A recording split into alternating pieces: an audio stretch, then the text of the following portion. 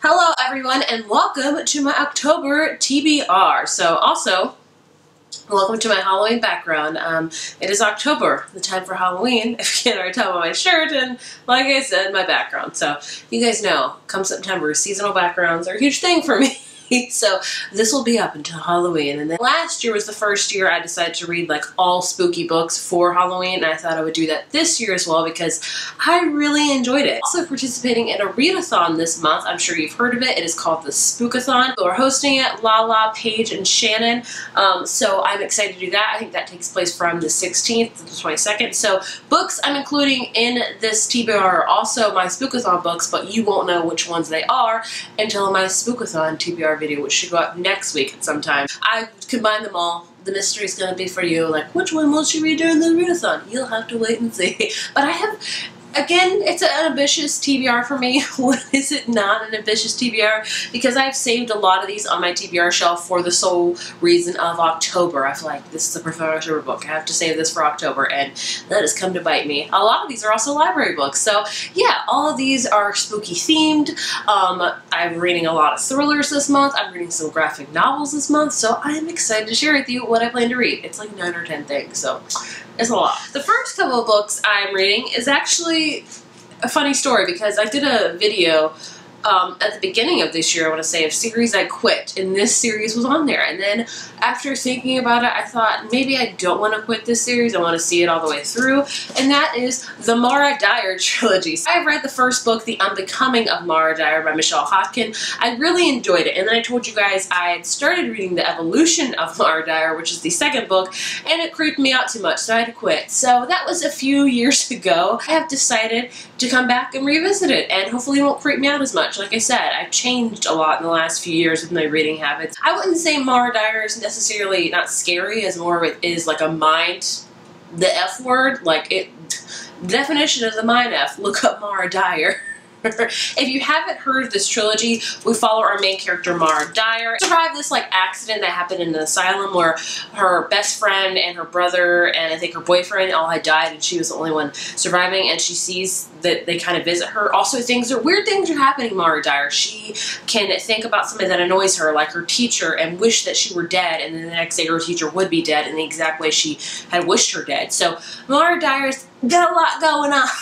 This book is also the definition of a unreliable narrator. The whole series, when you're reading about Mara Dyer and you're seeing what she's seeing, you don't know if it really is what she's seeing or if it's like kind of made up in her head and she's hallucinating. So this book, like I said, complete mind. But I'm excited to get back into it. So I would like to reread the first one, but I'm just not going to have time. So I have reread like the full synopsis of the book and the recap to refresh myself. So I am reading The Evolution of Mara Dyer and the third one, The Retribution of Mara Dyer. When I finish this trilogy, if you guys want me to do a full trilogy review, let me know. I would be more than happy to do so. I've heard the second book is freaking amazing. Third book, not so much. So if you want a trilogy review, let me know. But yeah, definitely fits within the spooky realm for sure. Then I have a few thrillers, like I said, because I do love reading thrillers. And the first one of that is There's Someone Inside of Your House by Stephanie Perkins. This is her foray into like the horror thriller genre. Stephanie Perkins writes a lot of contemporary fluffy things, so I'm excited to check this one out. She's compared it to a teen slasher movie. Like when I think of that, I think of this is going to be Scream inside of a book. So it's about all these kids that go to this high school and these murders start happening, and you can guess from there. She also said it's very funny. I've heard very mixed reviews about this book. A lot of people do not like it, but I'm going to go into it with open eyes. It's very, very short, I think, like under 300 pages. Yeah, not even 300 pages, so easy to fly through, and I'm happy that it's kind of funny and not scary, so, because I don't do scary well, but either way, I want to give it a shot because I do enjoy Stephanie Perkins, and I'm excited to see how she's going to do in a completely different genre. The next book has been sitting on my shelf for like a year because I have been waiting to read it for this particular month, and that is He Will Be My Ruin by Kay Tucker. This is a new adult thriller, I believe. Kay Tucker writes a lot of new adult books. This is kind of your quintessential story about a girl that ends up learning that her best friend has committed suicide, and she goes down to her best friend's apartment to collect her things, and then she starts realizing that maybe she did not commit suicide, that something's very, very off here. She's also learning about a secret relationship her best friend had, and maybe this guy had something to do with it. So I just say that's quintessential because I feel like there's a lot of thrillers that are kind of like that. Like, you think somebody has committed suicide, as horrible that is, and you learn that maybe it wasn't a suicide, it was actually a attack on them, it was actually a murder. So that's what this book is all about. I've heard really good things about it, and I fly through some thrillers because they're thrilling. The next book is another thriller, and that is Lies She Told by Kate Houlihan. I got this in Book of the Month last month, and I knew I wanted to read it this month. This I feel so bad every time I explain it because I'm like, it's hard to explain. So in this book, we follow a character named Liza. Liza is an author, so we're not reading about the author here. The author wrote about an author. As weird as that sounds. So we follow the character Liza, who is an author, and she is writing a thriller novel, and she is really on a time crunch to get it because she wants to make sure she hits the bestseller list, and she wants it to be a hit, and all that stuff. And Liza's life is not going so well. Her and her husband are really struggling to conceive a baby. Then she learns that her husband's best friend is missing, and her husband's really struggling with that as well. And meanwhile, Liza is writing her book, and in her book, we follow a character named Beth, and Beth is a new mother, and her and her husband are also really struggling. Beth is really struggling with postpartum depression, and also Beth in her book thinks that her husband is cheating on her, and so she decides to start following him. And before Beth realizes what she's doing with following, she is tossing her husband's mistress body into the East River. Flashback to Liza, the protagonist of this story. Her husband, remember I told you her husband's best friend has been missing? His body was found in the East River.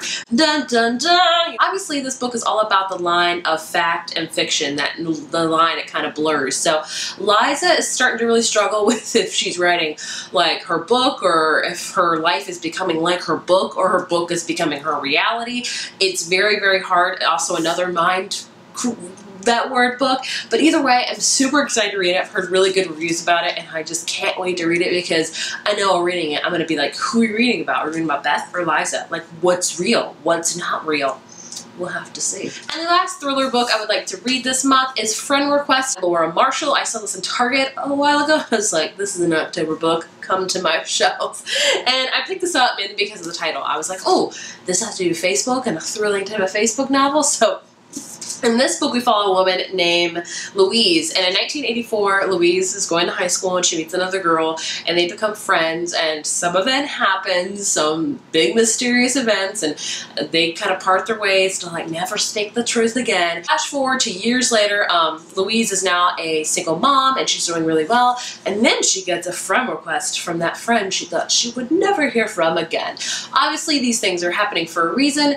The secret that they buried for so long ago might starting to rise, and it really might jeopardize Louise's life, and might jeopardize her, ability to able to watch her son. Her son might get taken away, all of these other things, so I'm excited to read about it. I also would like to read some graphic novels this month, so I've also been getting into graphic novels lately, and I've heard there are some amazing, like, spooky graphic novels, so I thought I would pick some up.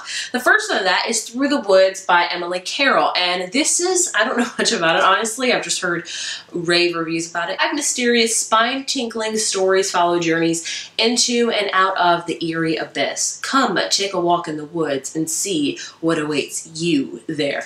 I've like skimmed through this. It looks creepy as mess. Like, it's definitely really creepy. Number one, because I avoid the woods at all costs. Number two, it's just, full of creepy stories. So I'm excited to dive into this one. So I might be doing like a mashup graphic novel review again if you're interested in that, but also ready for this spooky tale. It's probably going to creep the mess out of me. The next graphic novel, it's two, technically one, and that is The Graveyard Book by Neil Gaiman.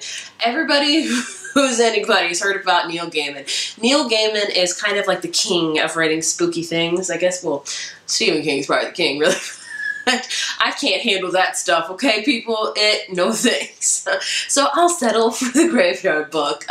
This is actually not a graphic novel. It's really actually a actual book, but they have made it into a graphic novel, which I think is freaking awesome. Got this character named Nobody Owens, and he's a normal boy, and he would be normal if he didn't live in a graveyard. So basically, I think this attack happens on his family when he's young, and he goes to the graveyard, and it's about, and he the ghosts and stuff there raise him, and that's what it's all about. I've heard really good things about this book. I think it's a Newbery Award, for goodness. Yeah, it's won a Newbery Award. The illustrations are beautiful, so I'm super excited to read it. Look at that. Again, like I said, I'm going to probably do a graphic mashup review, but there is 2 volumes of this, so I'm going to try to read both. I'm sure I can. This one, the volume 2 is definitely much thinner than the first one, but yeah, I'm excited. I've never read a Neil Gaiman book before, and I need to repair that right away. And the last book I want to read, if I have time, this is my one up in the air book. If I read it, great. If I don't, doesn't really matter. And that is The Dreadful Tale of Prosper Redding by Alexander Bracken. This is a middle grade novel, and it's a kind of spooky one. I mean, look at the cover. So freaking spooky. Well, not really. It just looks Halloween-y, I guess. It looks adorable, honestly, with this fox. This is about a character named Prosper Redding, and there's a demon living in him, which probably sucks.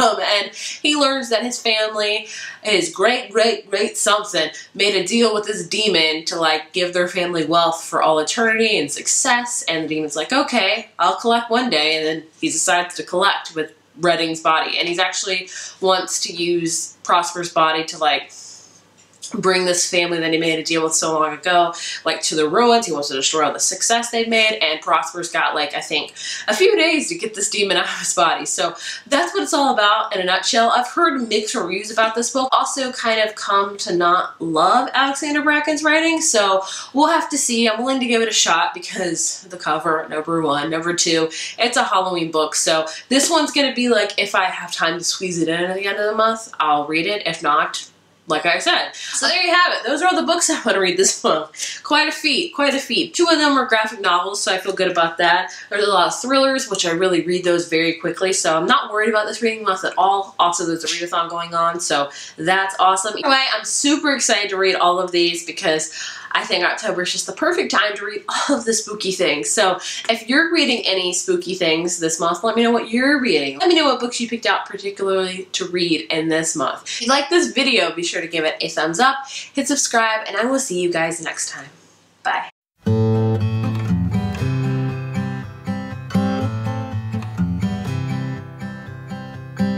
Breathe in calm.